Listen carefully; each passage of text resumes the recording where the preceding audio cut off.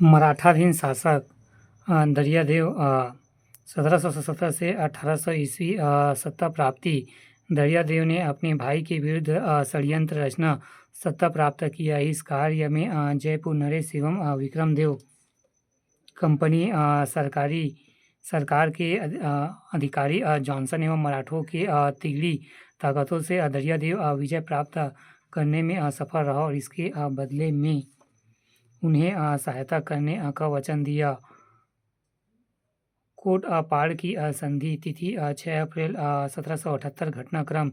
इन्होंने सत्ता हस्तांतरण हेतु जयपुर नरेश विक्रमदेव व बिंबाजी भोसले के प्रतिनिधित्व त्र्यंबक अविरार के मध्य 6 अप्रैल 1778 ईस्वी को कोटपाल की संधि की। इस संधि के तहत जयपुर नरेश को कोटपाल, चुगचुड़ा, पोरागढ़ और रायगढ़ का क्षेत्र मिला तथा मराठों को 59 टोकली प्रतिवर्ष देने को राजी हुआ।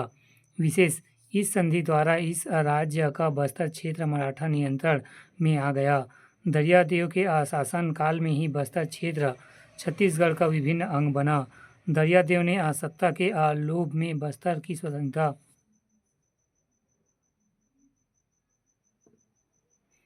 स्वाधीनता को बेच दिया और यहाँ संधि अस्वीकार कर ली। भोपालपट्टनम का संघर्ष वर्ष 1795 के कारण मिस्टर जे.टी. ब्लंट के आगमन के विरोध में। घटनाक्रम: जब ब्रिटिश यात्री मिस्टर जे.टी. ब्लंट ने बीजापुर क्षेत्र भोपालपट्टनम से बस्तर क्षेत्र में प्रवेश करना चाहा तो आदिवासी ने उनके प्रवेश पर विरोध किया। फलस्वरूप दोनों पक्षों में संघर्ष हुआ, जिसे भोपालपट्टनम संघर्ष के नाम से जानते हैं।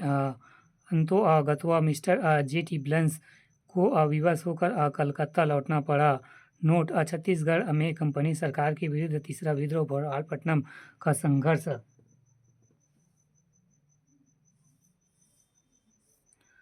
अगला मराठाधीन शासक महिपाल देव 1800 से 1842 ईस्वी विद्रोह। इनके शासनकाल में 1824 से 1825 ईस्वी तक गेंद सिंह के नेतृत्व में परलकोट का विद्रोह हुआ।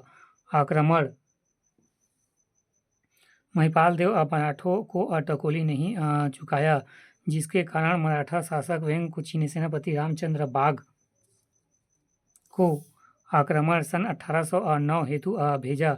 इस युद्ध के महिपाल पराजित हुआ। हारने के बाद संधि हुई, जिसे महिपाल देव द्वारा टकोली न पटा पाने के कारण 1830 ईस्वी में सिहावा क्षेत्र को नागपुर शासन के सुपुर्द कर दिया गया। पुत्र: पहला भूपाल देव दलगंजन सिंह। भूपाल देव 1842 से 1853 ईस्वी। भाई: अपने छोटे भाई दलगंजन सिंह को तारापुर परगने का अधिकारी बना दिया गया। अभियोग: मराठा शासकों ने नरबलि प्रथा के आधार पर भूपाल देव पर अभियोग लगाया। विद्रोह: पहला तारापुर विद्रोह 1842 से 1854, दूसरा मेरिया विद्रोह 1842 से 1863।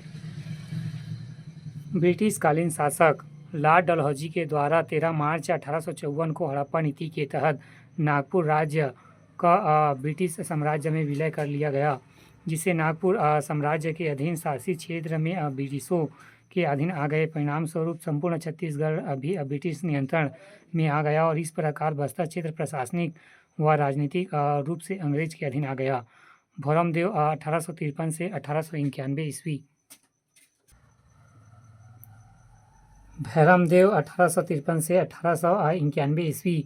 राज्य अभिषेक: पिता भूपाल देव के मृत्यु के पश्चात 13 वर्ष की आस्था में राज सिंहासन पर बैठा। यात्री: इसके शासनकाल में अंग्रेज अधिकारी चार्ल्स इलाइट का 1856 ईस्वी में बस्तर का आगमन हुआ। बस्तर की यात्रा करने वाले वे पहले यूरोपीय थे। जनजातीय विद्रोह: पहला लिंगागिरी विद्रोह 1856, फिर दूसरा कोई विद्रोह 1859, तीसरा मुड़िया विद्रोह 1876।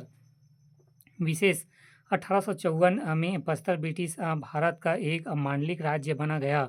1886 से बस्तर में ब्रिटिश अधिकारियों को ही दीवान नियुक्त किए जाने का निर्णय लिया गया। बस्तर की रानी जुगराज कुंवर का विद्रोह 1878 से 1882।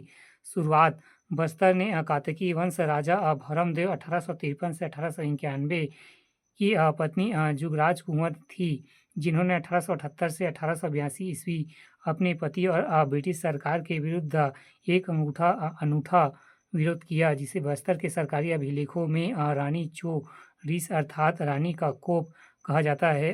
रानी इस संघर्ष में विजयी हुई। कारण रानी के इस विरोध का मूल कारण यह था कि ब्रिटिश अधिकारी फ्रेजर के कहने पर कातकीय राजा भरमदेव ने एक मुस्लिम महिला नामा बाई से विवाह किया, किंतु राजा की पहले से ही दो पत्नियां थीं। पहला जुगराज कुंवर देवी, दूसरा सुवर्ण कुंवर देवी। यह तीसरा विवाह उस युग में प्रचलित परंपरा के खिलाफ एक विध्वंसनी से रचना गया था, जिसके तीखे तेवर में विरोध जुगराज कुंवर देवी ने किया था। इस विद्रोह में बस्तर की महिलाएं राजा भरमदेव के खिलाफ सड़कों पर उतर आई। नारा भरमदेव या तो नवाबाई को छोड़े अथवा बस्तर की राजगद्दी को छोड़ दे। परिणामतः अंततः इस नारी शक्ति के समकक्ष ब्रिटिश शासन को झुकना पड़ा और रानी का संघर्ष सफल रहा।